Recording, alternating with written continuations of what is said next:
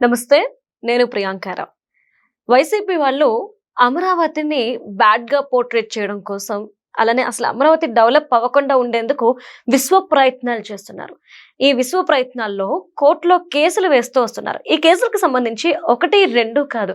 ప్రతి ఇష్యూ మీద కూడా మీరెందుకు రాంగ్ వేలో ఎళ్తున్నారు అంటూ కోర్టులు ముట్టకేలు ముట్టి తిడుతున్నా గానీ, వీళ్ళు మళ్ళీ అదే చేస్తున్నారు. మరి ఇప్పుడు ఆళ్ల రామకృష్ణారెడ్డి గారు చేసిన పని ఏదైతే ఉందో, కోర్ట్ ఎంతలా సీరియస్ అయింది అంటే ఇప్పుడు ఇదే చర్చ. అసైన్డ్ భూములకు సంబంధించి ఇందులో చంద్రబాబు నాయుడు గారు తప్పు చేశారు అంటూ మంత్రి నారాయణ గారి మీద, అలానే బాబు గారి మీద క్రిమినల్ కేసు అనేది పెట్టడం జరిగింది. మరి ఈ క్రిమినల్ కేసు ఎలా పెడతారు, ఎందుకు పెడతారు అంటూ కోర్టు అడిగిన కొన్ని ప్రశ్నలకి బహుశా ఎవరైతే కేసు వేశారో వాళ్ళ దగ్గర, జగన్మోహన్ రెడ్డి గారి దగ్గర, ఎవరి దగ్గర సమాధానం ఉండకపోవచ్చు, అడ్వకేట్ దగ్గర కూడా. మరి అసలు ఏం జరిగింది కేసులో, ఏ పాయింట్ ఆఫ్ వ్యూలో వేశారు అనేది ఈ వీడియోలో తెలుసుకుందాం. మనతో మాట్లాడడానికి సీనియర్ జర్నలిస్ట్ సిఎస్ రావు గారు ఉన్నారు. ఆయనతో మాట్లాడతాం. నమస్కారం సార్. నమస్తే. అంటే వైసీపీని ఏమనాలి, ఎట్లా మాట్లాడాలి దాని గురించి అనేది అర్థం కావట్లేదు. ఎన్నిసార్లు మొట్టకాయలు ముడుతున్నా అదే బాణి. అట్లీస్ట్ కోర్టు ఒక క్వశ్చన్ డైరెక్ట్ గా అడిగింది, ఏ పాయింట్ ఆఫ్ వ్యూలో దేన్ని బేస్ చేసుకుని మీరు క్రిమినల్ కేసు పెట్టారో చెప్పండి అంటే అడ్వకేట్ దగ్గర టైం లేక టైం తీసుకున్నారు. అంటే ఏం చేయాలనుకుంటున్నారు వాళ్ళు? ఇప్పుడంటే రాజకీయ పార్టీలు కానీ, లేదంటే రాజకీయ పార్టీలో ఉండేటువంటి నేతలకు కానీ అవగాహన లేకపోవడం అనేది అది సహజం. ఏ పార్టీలోనైనా తెలియని విషయాన్ని తెలుసుకునే ప్రయత్నం చేయాలి. ఒకసారి తప్పు చేస్తే మళ్ళీ తప్పు జరగకుండా చూసుకోవాలి. ఇది సహజంగా ఎవరైనా నేర్చుకోవాల్సినటువంటి జీవిత సత్యం. కానీ వైఎస్ఆర్ కాంగ్రెస్ పార్టీకి సంబంధించి ఈ మధ్య కాలంలో కోర్టులో ఎంత ముట్టిగాలు వేసినా ఆ పార్టీ తీరులో మార్పు కనిపించట్లా. ఆ మాట నేను ఎందుకు అంటున్నానంటే, సరే మరి ఆ ప్రభుత్వానికి కూడా ముట్టిగాలు ఏంటంటే వేసింది కోర్టులు. ప్రభుత్వానికి ముట్టిగాలు వేస్తుంది, ప్రతిపక్షానికి వేస్తుంది. Depends on issue. అయితే ప్రతిపక్షం అనేది ప్రభుత్వానికంటే బాధ్యతగా ఉండాలి వాస్తవంగా. ఎందుకంటే ప్రజాపక్షం నిలబడింది ప్రతిపక్షం ఎప్పుడు కూడా. అధికార పక్షం ఏంటంటే ఎగ్జిక్యూటివ్లు చెప్పిన మాట వింటూ ఉంటారు ఎక్కువ మంది. సరే, దాంట్లో పాలకులు చెప్పింది ఎగ్జిక్యూటివ్లు తయారు చేస్తారు. ఈ ఓకే, ఎగ్జిక్యూటివ్ సిస్టమ్ అను పాలకులు కలిపి చర్చించుకున్న తర్వాత పాలసీలు తయారు చేస్తారు. కాబట్టి ప్రజాపక్షం నిలబడేటువంటిది ప్రతిపక్షం ఎప్పుడు కూడా. అందుకే ఎప్పుడు ప్రతిపక్షం అనేది బాధ్యతాయుతంగా ఉండాలి, ప్రభుత్వానికంటే కూడా అలర్ట్గా ఉండాలి. అలర్ట్గా ఉండి రైట్ వేలో సరైనటువంటి పందాలో ఫైట్ చేయాలి. అప్పుడు ప్రజలకు న్యాయం జరుగుతుంది. వైఎస్ఆర్ కాంగ్రెస్ పార్టీ ఏం చేస్తుంది, 40% మంది ఓటు బ్యాంక్ ఉంది వాళ్ళకి. 40% ఓటు బ్యాంక్ ఉంది అంటే 40% మంది ప్రజలు మీ పక్షాన ఉన్నప్పుడు మీరు ఎంత బాధ్యత వ్యవహరించాలి? పీపీపీ మోడ్లో మెడికల్ కాలేజీలని నిర్మించకూడదు అని చెప్పేసి వాళ్ళు ఫైట్ చేశారు. కోర్టు ఏం చెప్పింది? హైకోర్టు దేశవ్యాప్తంగా అదే జరుగుతుంది, అనేక ప్రాజెక్టులు పీపీపీ మోడ్లో కడుతున్నారు, దీంట్లో కడితే తప్పేంటి అని చెప్పి చివాట్లు పెట్టింది. అయినా కానీ ఇవాళకి కూడా ప్రభుత్వం తప్పు చేస్తుంది, పీపీపీ మోడ్లో మెడికల్ కాలేజీలు పెట్టని చెప్పి ఆ మెడికల్ కాలేజీలకి టెండర్లు కూడా రాకుండా చేసేసారు. మెడికల్ కాలేజీ నిర్మిస్తే చంద్రబాబు గారు ఇంట్లో ఉండేటువంటి కుటుంబ సభ్యులు ఏమైనా లాపడతారా? లేదుగా. ప్రజల్లో ఉండేటువంటి పిల్లలే కదా చదువుకునేది. పబ్లిక్ అక్కడ ఉండేటువంటి ఆంధ్రప్రదేశ్ జనమే కుటుంబ సభ్యులే కదా, పిల్లలే కదా చదువుకునే, స్టూడెంట్సే కదా. మరి ఆ కాలేజీలు కట్టకుండా ఆపేశారు. ఇప్పుడు పీపీ మోడ్లు వద్దన్నారు, ప్రార్థార్థం చేశారు, ఆగిపోయినాయి. ఎవరికి నష్టం? సమాజానికి నష్టం. అల్టిమేట్గా ప్రజలు నష్టపోతారు. అయిపోయిన తర్వాత కోర్టు అనేక సందర్భాల్లో ఇవే కాకుండా తప్పు పట్టింది. ఏది? కేసుల్లో. ఇప్పుడు అసైన్ ల్యాండ్కి సంబంధించిన కేసు, అమరావతికి సంబంధించిన అసైన్ ల్యాండ్ కేసు. ఈ అసైన్ ల్యాండ్ కేసుకు సంబంధించి ఆళ్ల రామకృష్ణారెడ్డి గారు అని చెప్పి మంగళగిరి మాజీ ఎమ్మెల్యే, ఆయన అమరావతిలో ఉండేటువంటి అన్ని అంశాల మీద కోర్టు కేసాడు. అన్నీ కొట్టేసింది. నాకు తెలిసి ఒక్క కేసులో కూడా ఆయన గెలవాల. ఇది ఔటర్ రింగ్ రోడ్ అన్నాడు, అసైన్ ల్యాండ్స్ అన్నాడు, ఇన్సైడ్ ట్రేడింగ్ అన్నాడు, రకరకాలు. ఒకటి కాదు, అమరావతి రైతులకి ల్యాండ్ షేరింగ్లో రకరకాలుగా పెట్టి కోర్టులు కేసులు వేశారు. బోల్డ్ అని కేసులు వేసాడు ఆయన. ఆ కేసులు కొన్నింటిని విత్డ్రా చేసుకున్నారు, కొన్ని కొట్టేశారు. ఇప్పుడు అసైన్ ల్యాండ్కి సంబంధించి సుప్రీంకోర్టు దాకా వెళ్ళాడు ఆయన. అసైన్ ల్యాండ్కి సంబంధించి ఒక విధానపరమైన నిర్ణయం తీసుకున్నారు. అమరావతి రాజధాని విషయంలో రాజధాని ఎక్కడ ఉండాలి అని చెప్పి ఎక్కడ నిర్ణయించారు?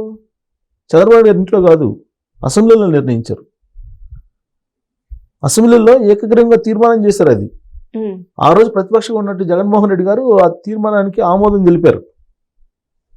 ఆ తీర్మానం తెలిపినట్టు ఆమోదానికి ముఖ్యమంత్రి అయిన తర్వాత మొత్తం బద్దలు కొట్టేశాడు దాన్ని. అమరావతి కాదు 3 రాజధానులు అన్నాడు.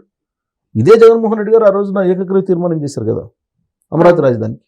ఆ తర్వాత ఏమన్నారు? అమరావతి రాజధాని ఎడారి అన్నారు, శ్మశానం అన్నారు, రకరకాలు అక్కడ ఉండే మహిళల్ని గందరగోళంగా మాట్లాడారు. ఇవన్నీ చూసాం మనం. ఆ తర్వాత R5 అనే ఒక జోన్ని క్రియేట్ చేశారు. ఆ జోన్లో మొత్తం రాష్ట్రంలో ఉండేటువంటి వాళ్ళందరికీ కూడా సెంటు భూమి అని చెప్పి అదొక గందరగోళం చేశారు. ఇవన్నీ చేసుకొచ్చారు. ఇప్పుడు అసైన్ ల్యాండ్కి సంబంధించి ఒక పాలసీ తీసుకున్నారు. అమరావతి రాజధాని పరిధిలో రాజధాని ఎలా నిర్మాణం ఉండాలి, కోర్ క్యాపిటల్ ఏంటి, వీటన్నిటికి సంబంధించి విధానపరమైన నిర్ణయాలు తీసుకున్నారు. దానికి సంబంధించినటువంటి ఒక స్టాట్యూటరీ బాడీ CRD అనే దాన్ని ఏర్పాటు చేశారు. దానికి ఒక మళ్ళీ చట్టబద్ధత కల్పించారు.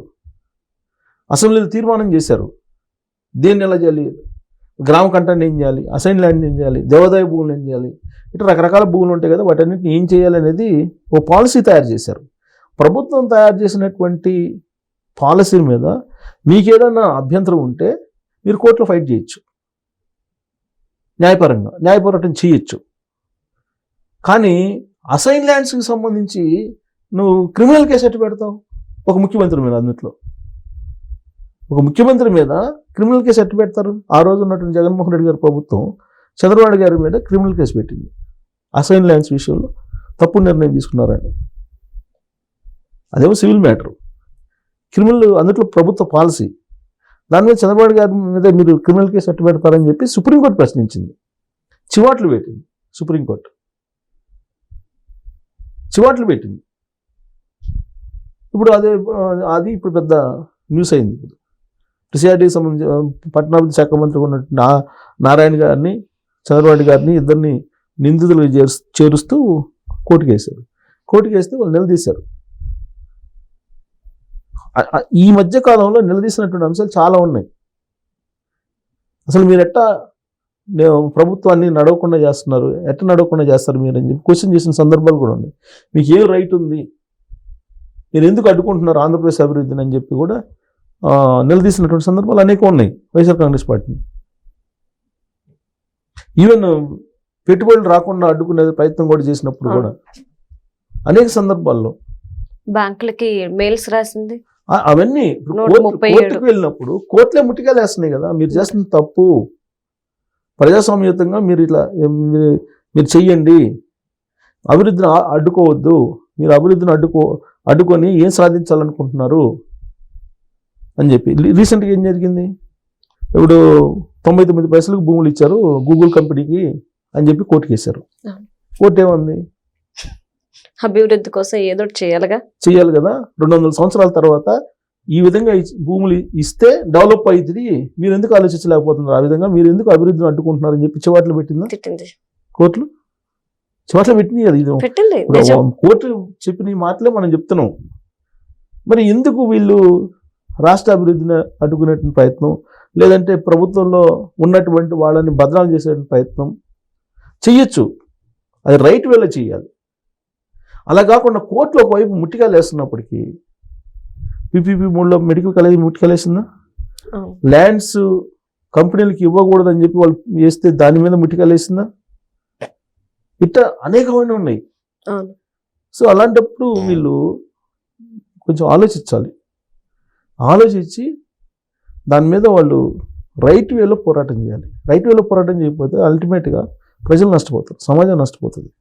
పక్క రాష్ట్రాలతోటి ఇవాళ పోటీ పడాల్సిన పరిస్థితి. తెలంగాణ రాష్ట్రం మేము ప్రపంచంతో పోటీ, మాకు పక్క రాష్ట్రాలతో పోటీ కాదని చెప్పి వెళ్తుంటే విడిపోయినటువంటి ఆంధ్రప్రదేశ్ అసలు ఎవరితో పోటీ పడుతున్నట్టు? పోటీ పడాలంటే ప్రతిపక్షం అధికార పక్షం రెండు కలిసి నిర్మాణాత్మకమైనటువంటి పాత్రను పోషించి ముందుకు తీసుకెళ్ళాలి రాష్ట్రాన్ని. అలా కాకుండా ప్రతిపక్షం అంటే అధికార పక్షం తీసుకున్న ప్రతి నిర్ణయాన్ని వ్యతిరేకించాలి, అమలు కాకుండా చూడాలి అని అంటే అది ఎట్ట కుదురుతుంది? ఎట్ట డెవలప్ అవుతుంది? డెవలప్ అయ్యే అవకాశం లేదు కదా రాష్ట్రం. ఆంధ్రప్రదేశ్ డెవలప్ కాదు అని చెప్పడానికి నేను 1,00,000 కారణాలు చెప్తా. ఎప్పుడైతే వాళ్ళు పాలకులు ఫస్ట్ వాళ్ళ కంపెనీలు తీసుకెళ్ళి అక్కడ రిజిస్ట్రేషన్ చేసి అక్కడ రిటర్న్ చేస్తారో అప్పుడు అభివృద్ధి స్టార్ట్ అవుతుంది. లేదంటే జిఎస్టీ రాదు, ఇంకా ఆదాయ పన్ను రాదు.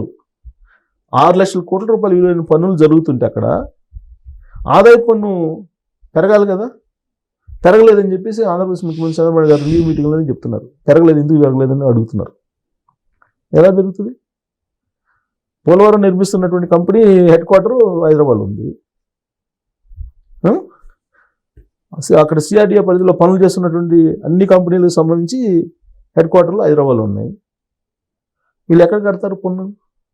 తెలంగాణ రాష్ట్రానికి కడతారు.